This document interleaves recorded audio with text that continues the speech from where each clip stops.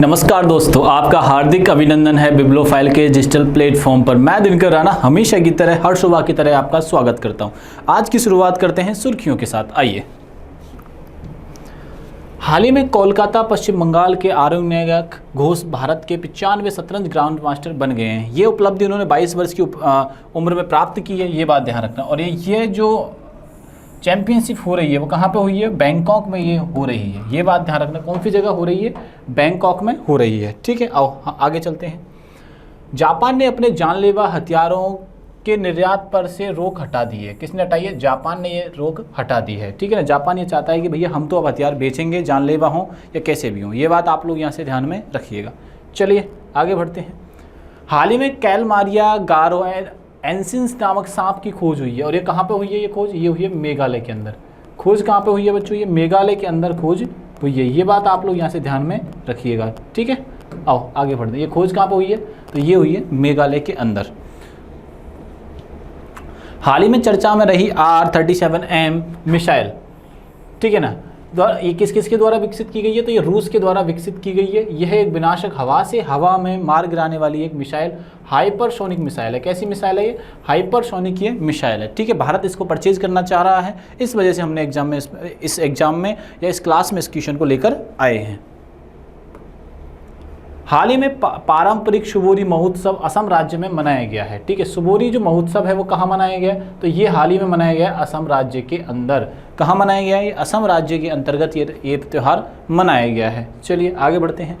हाल ही में आयोजित विश्व जलवायु नेता सम्मेलन में भारत के संतोष कुमार जी को सम्मानित किया गया है। ठीक है, किसको सम्मानित किया गया? तो संतोष कुमार जी को सम्मानित किया गया है। ठीक है, हाल ही में जीरो एमिशन कम्युनिटी की बैठक वर्चुअल माध्यम से आयोजित हुई है। और ये कहाँ पे हुई है? जापान में हुई है। कौन होस्ट कर रहा है इस मीटिंग को? तो जापान हाल ही में इसको होस्ट कर रहा है। ये बात आप लोग यहाँ से ध्यान में रखिए। आइए पहले क्वेश्चन पे अपन चलते हैं। और ढेर सारी बातें करने वाले हैं सेशन के अंदर, और नई नई चीज़ें सीखने का हमें आज मौका मिलेगा बच्चों। आओ। हाल ही में 95वें शतरंज ग्रैंड मास्टर कौन बने हैं? ठीक है, 95वें ग्रैंड मास्टर।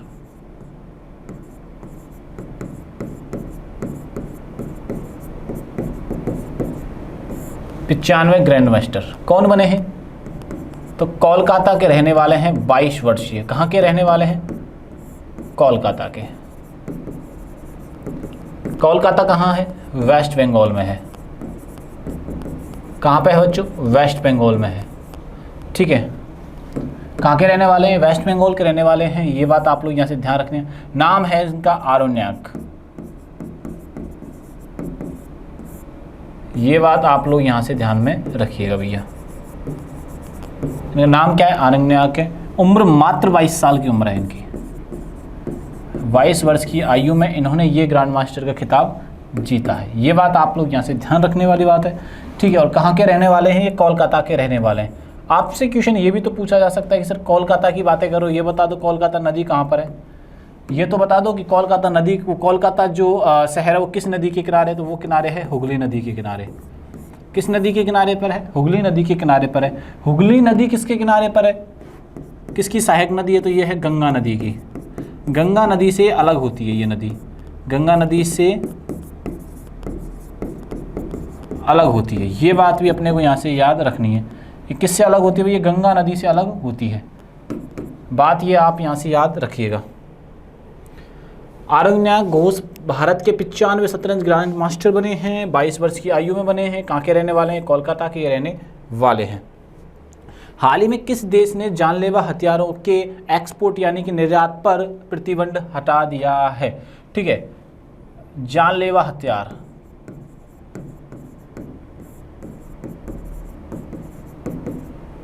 जानलेवा हथियार। ठीक है, जानलेवा हथियार के इंपोर्ट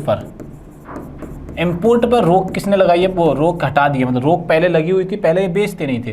तो देश का नाम है जापान। देश का नाम क्या है? जापान। जापान ने जानलेवा हथियारों से रोक हटा दी है। जानलेवा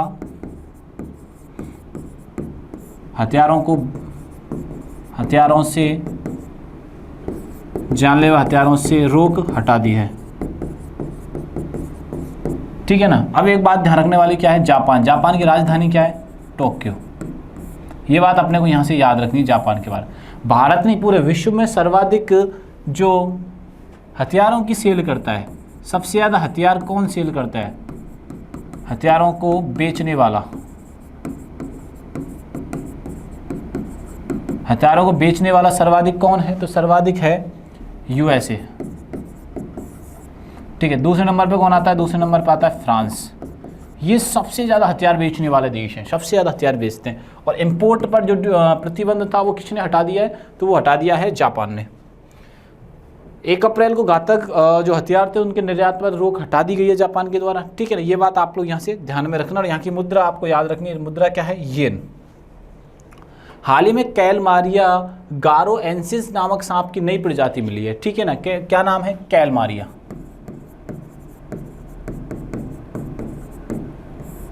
कैलमारिया गारोएंसिस,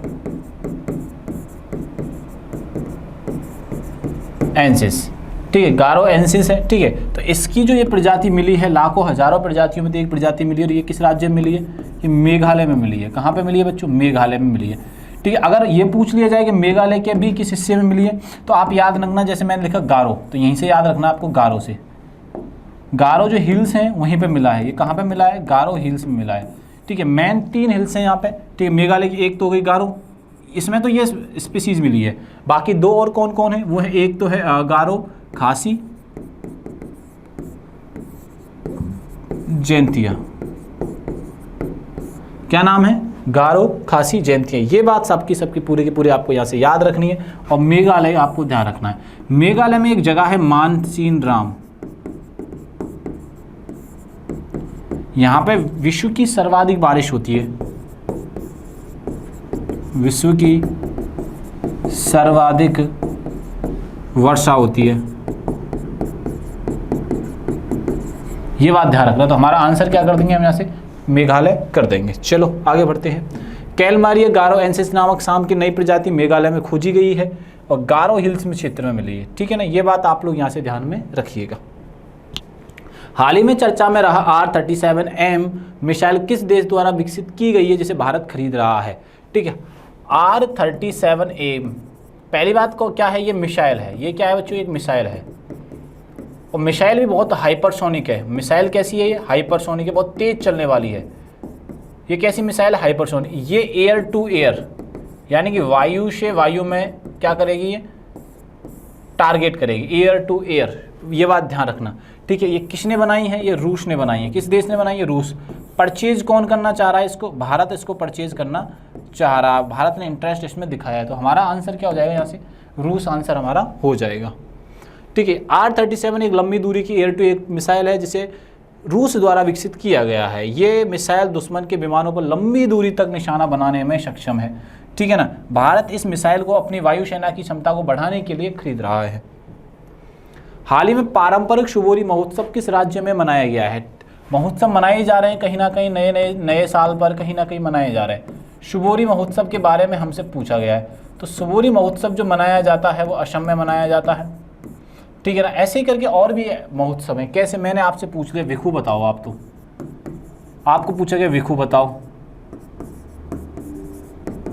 विशु बताओ। ठीक है, ऐसे करके अलग अलग अपन से पूछे जा सकते हैं। गुड़ी पड़वा बताओ, क्या बताओ, गुड़ी पड़वा बताओ। इसके अलावा भी आपको बहुत सारे याद रखने के, चेरियाई ओवा बताओ। ठीक है, आप आंसर करो। विखू का क्या करोगे, उत्तराखंड करोगे। विशु का क्या करोगे, केरलम करोगे। गुड़ी पड़वा का क्या करोगे, महाराष्ट्र करोगे। चेरियाई ओवा का क्या करोगे, मणिपुर करोगे। तो ये हमें यहाँ से याद है बच्चों रखना है। आप चाहो तो स्क्रीनशॉट इसका ले सकते हो। ठीक है ना, स्क्रीनशॉट ले लीजिए एक बार, इसको गलती नहीं करनी है अपने को, गलती से मामला ख़राब हो जाएगा, फिर तुम्हारे एग्जाम में क्वेश्चन आ जाते हैं, फिर तुम प्रॉब्लम करने लग जाते हो। ठीक है, आइए। पारंपरिक सुबोरी या सुबारी महोत्सव असम में सेलिब्रेट किया जाता है। असम और मेघालय की सीमा के बोको क्षेत्र में है। ठीक है, और रोगाली बिहू भी असम में सेलिब्रेट किया जाता है। ठीक है ना। हाल ही में यूके में आयोजित विश्व जलवायु नेता सम्मेलन ग्लोबल ग्रीन आइकन किसे सम्मानित किया गया है। ठीक, ग्लोबल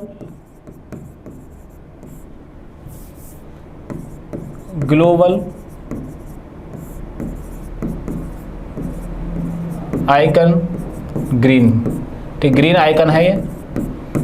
ठीक है, इससे किसको सम्मानित किया गया? तो इसको सम्मानित किया गया है संतोष कुमार जी को।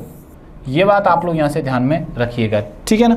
ये पर्यावरण से संबंधित है। संतोष कुमार जी विश्व जलवायु नेता सम्मेलन में ग्लोबल ग्रीन आइकन पुरस्कार या अवार्ड से सम्मानित किया गया है। ये सांस्कृतिक पर्यावरण संरक्षण के प्रयासों से, ठीक है, बस इस प्रतिष्ठित सम्मान को प्राप्त करने वाले प्रमुख भारतीयों में अपना नाम दर्ज इन्होंने करवा लिया है। यह सम्मेलन वैश्विक जलवायु चुनौती और उनके समाधान पर केंद्रित था। हाल ही में एशिया जीरो एमिशन कम्युनिटी यानी कि JEC प्लस कहाँ बैठक हुई है, ये पूछा जा रहा है। एशिया जीरो एमिशन कम्युनिटी, ठीक है ना, कहाँ पे आयोजन किया जा रहा है इसका? ये पहली बात तो ये बात ध्यान रखना, IJEC की ये फुल फॉर्म है, ठीक है। और कहाँ पे आयोजन किया जा रहा है? जापान में इसका आयोजन किया जा रहा है, ठीक है। आओ आगे बढ़ते हैं।